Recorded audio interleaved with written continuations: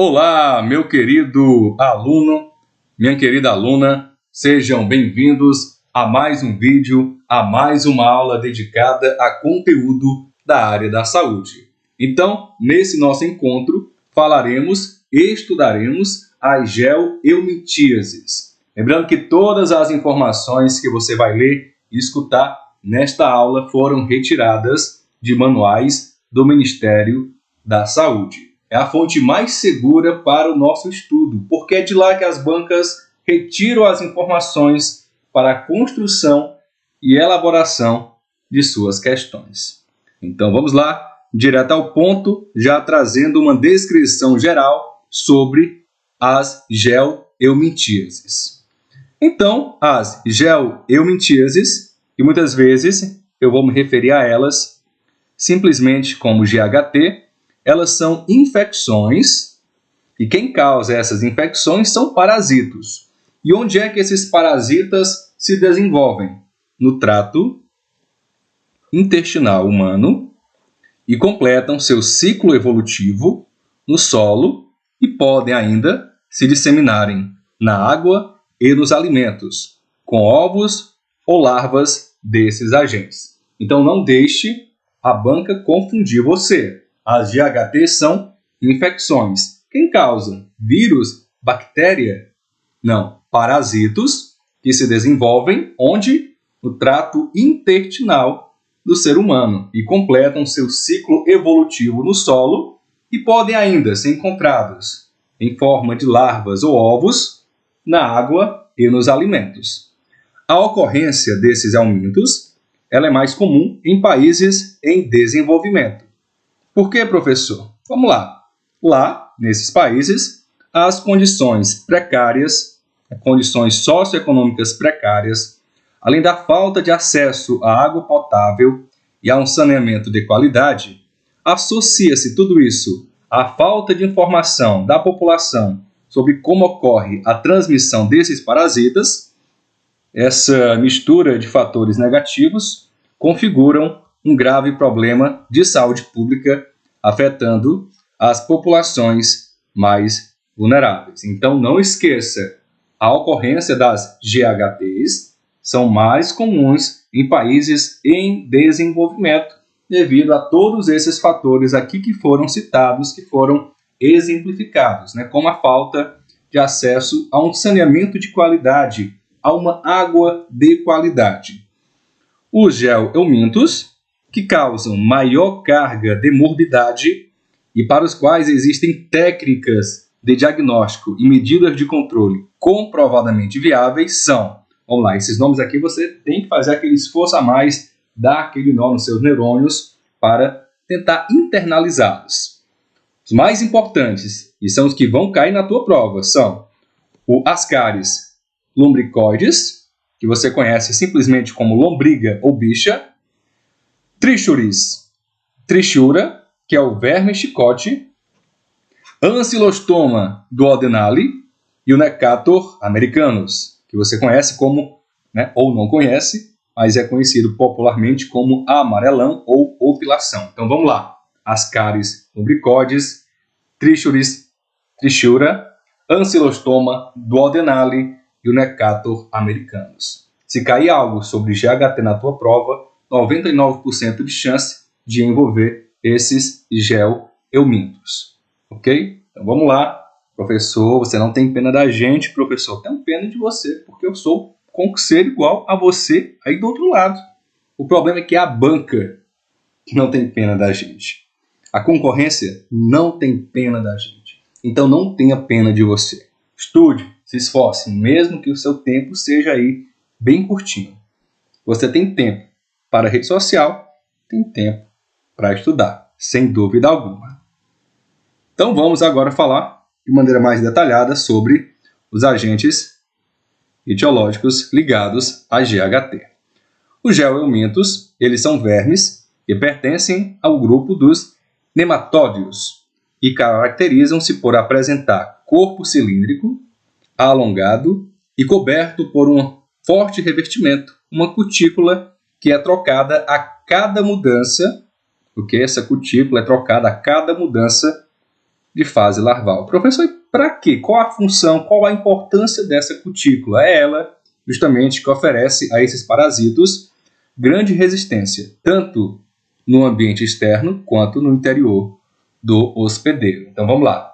Os geoeumintos são vermes, corpo cilíndrico, alongado e coberto por um forte revestimento, por uma película que o protege aí tanto do ambiente externo quanto no interior do hospedeiro. Então a gente começa falando aqui do Ascaris lumbricoides. Ele é um nematodeu da família Ascaridae. Professor, preciso memorizar isso, professor. Precisa tentar, se esforçar, tá bom? Ele é a família Ascaridae, é o geoeuminto de maior tamanho, podendo atingir 30 centímetros. Os adultos localizam-se ao longo de todo o intestino delgado. Então você liga o Ascaris lumbricoides ao intestino delgado. Vamos lá. Além do Ascaris lumbricoides, temos o Trichuris, Trichura, que pertence à família Trichuridae. Ele é um verme, tá, de pequeno porte. Olha aí, diferente aí do lumbricoides, né, que chega até 30 centímetros. O Trichura, ele varia de 3 a 5 centímetros. Tem um corpo afilado, com extremidade anterior e espesso na posterior, o que lhe confere um aspecto de chicote. Localiza-se no intestino grosso. Professor, preciso memorizar esses detalhes? Sim, principalmente, né, essa diferenciação entre esses agentes, quando o edital traz expresso as geoeumintíases, as GHTs. Então, se traz expresso, há uma tendência maior da banca cobrar um pouquinho mais em detalhe aquele item específico, tá bom? Vamos lá. Lumbricoides, intestino delgado, chega a 30 centímetros. Trichures, ele fica no intestino grosso e varia de 3 a 5 centímetros. Né? Tem um aspecto de chicote. Vamos lá. Temos também o Ancylostoma duodenale e o Necator americanus. Eles pertencem à família Ancylostomida, né? Ancylostomida, meti um D aí que não existia, família Ancylostomida, são parasitos de aproximadamente 1 centímetro de comprimento, que habitam o duodeno, que é a primeira porção do intestino delgado, logo após o estômago. Eles possuem uma ampla cavidade bucal, provida de lâminas, no caso do Necator americanus, e cheia de dentes, no caso do Ancylostoma duodenale, e é justamente essa cavidade que lhe permitem prender-se à parede do intestino em busca de alimento. Professor, ele se alimenta do que a gente se alimenta? Não, ele se alimenta de tecido e sangue. Essa alimentação de tecido e sangue é que pode promover um acentuado quadro de anemia, o que explica a ancilostomíase ser conhecida popularmente como amarelão, justamente pela palidez, e essa palidez se acentua com o agravamento da anemia. Poxa, professor, tanta informação importante, professor, será que eu consigo, professor?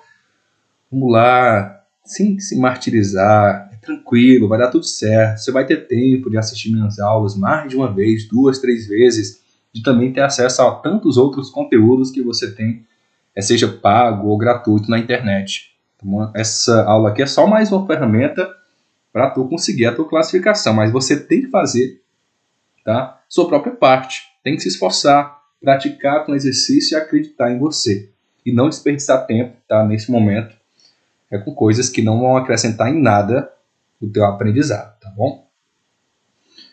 Quem é hospedeiro definitivo da GHT? Não confunda, o ser humano. Hospedeiro intermediário, não deixa a banca te enganar, não há hospedeiros intermediários envolvidos na transmissão das GHT. Vamos lá, hospedeiro definitivo, ser humano, intermediário, não há. Tem mais, professor? Tem mais informação. Eu falei, essa aula é rica de informações. É um Ctrl+C, Ctrl+V dos manuais do Ministério, porém a gente tem aquela conversinha, aquele ritmo, né? Aquela leitura que não é solitária. Essa leitura aí, onde a gente vai lendo, vai interpretando, tá bom? E vai fazer toda a diferença, as informações aqui estão filtradas. Eu estou trazendo aqui o que de fato é cobrado nas provas. Vamos lá? Falar agora dos vetores. Embora, sem extensa comprovação da importância de vetores, alguns insetos como baratas, formigas e principalmente moscas podem carregar mecanicamente, né? Não é por querer, né? Carrega ali, está com a patinha suja, com a asinha suja, com a língua suja. Eles podem carregar mecanicamente os ovos dos GHTs, presente onde? Nas fezes humanas, e contaminar alimentos expostos, né? Principalmente as moscas. Por quê? Porque esse inseto que você vê com maior recorrência nas fezes humanas. Olha, pode parecer esquisito, pode parecer pegadinha da banca, mas, olha aí, chuvas e ventos também contribuem para a disseminação dos ovos, contaminando mananciais de água e sistemas de produção de alimentos. Lembrando que a qualquer momento você aperta pause e lê mais uma vez no seu ritmo, no seu tempo, depois volta para o vídeo. Estou com a voz um pouquinho fragilizada, engasgo aí até mesmo na hora de ler uma palavra, mas porque eu estou me recuperando, estou fazendo aquele esforço a mais para conseguir trazer esse conteúdo tão importante para você, tá bom? E o mais importante de tudo, conteúdo de graça. A única coisa que eu peço em troca é que você curta e compartilhe aí o nosso trabalho. Vamos lá, modo de transmissão, um item que chove em prova. Vamos lá. O ser humano adquire a ascaridíase, e a tricoríase mediante a ingestão de ovos embrionados presentes onde, professor? Em alimentos crus, mal lavados ou pela ingestão de água contaminada, não tratada ou não filtrada. Hábitos inadequados de higiene, como não lavar as mãos após utilizar instalações sanitárias antes da alimentação ou da manipulação de alimento, constituem, sim, importantes formas de adquirir a infecção. Então vamos lá. A ascaridíase e tricoríase ocorre através da ingestão de ovos embrionados, que você vai encontrar em alimentos crus ou mal lavados, ou pela ingestão de água contaminada, não tratada, não filtrada, e hábitos inadequados de higiene, como por exemplo aqui, você vai lá na privada, aquela descarguinha e não lava as mãos. É uma situação que você está se expondo a essas GHTs. A contaminação ocorre quando há contato direto da pele com solo contaminado por fezes humanas, que aqui, segundo o manual, a infecção, a contaminação mais frequente, ou por via oral, através da ingestão de água contaminada. Ok? Vamos lá. Período de incubação. Olha aí um item que chove, que despenca em provas. Incubação. A duração do ciclo evolutivo dos GHTs, que compreende o período desde a contaminação até a eliminação dos ovos no ambiente por meio das fezes, varia de acordo com a espécie infectante, com a espécie envolvida. Mas, em geral, situa-se em torno de 60 a 80 dias. Transmissibilidade. A transmissão ocorre quando a pessoa infectada elimina ovos viáveis no ambiente. Esse período pode chegar a 5 anos após a infecção e prolongar-se caso o paciente sofra sucessivas reinfecções e não receba o tratamento adequado. Suscetibilidade. Poxa, professor, quem é que está exposto a GHTs? Olha, ela é universal. Qualquer pessoa está exposta, é suscetível a essa contaminação. Entretanto, olha aí o entretanto aí chamando a atenção, crianças em idade escolar apresentam um importante papel na disseminação das GHTs, pois constituem um grupo altamente suscetível e são responsáveis pela eliminação de grande quantidade de ovos no ambiente por meio das fezes. Essa condição tende a se agravar quando as crianças são expostas a precárias condições de higiene e de saneamento, que é um fator relevante para esses helmintos serem tão presentes em países em desenvolvimento, como a gente viu no início dessa aula. Então temos aqui em um só slide 3 tópicos super interessantes. Na medida que você aperte pause, leia aí novamente essas informações e depois volte para a aula. Vamos lá. Período de incubação, transmissibilidade, suscetibilidade. Manifestações clínicas, né? Simatologia das GHTs. Vamos lá. Na maioria das vezes, as pessoas com GHTs são assintomáticas. No entanto, altas cargas de parasitas e a ocorrência de poliparasitismo. Professor, o que é o poliparasitismo? É a infecção por mais de uma espécie de parasita. Okay? Você está lá com lubricoides e está também com outro parasita, com trichuris, por exemplo. Né? E essa situação é que pode desencadear manifestações clínicas mais graves, mais severas. Na fase inicial, pode haver febre, fase inicial, febre, suores, fraqueza, palidez e náuseas. Então vamos lá. A maioria das pessoas, as infecções, né, com GHT, o contato com os eumintos, essas pessoas são assintomáticas. Ok? Agora, alta carga de parasitas e a infestação por mais de uma espécie que pode aí sim levar a manifestações clínicas severas da doença. Tosse, febre e eosinofilia, né? Eosinofilia, deu uma travada aqui por causa da garganta, tá? Estou apertando pause diversas vezes aqui durante a gravação desta aula para dar aquela limpeza na garganta. E o que, professor? O que é a eosinofilia? É o aumento dos glóbulos brancos, né? Essa alteração que você detecta no hemograma. Isso, né, todas essas manifestações indicam uma patologia transitória pela passagem de larvas pelo pulmão.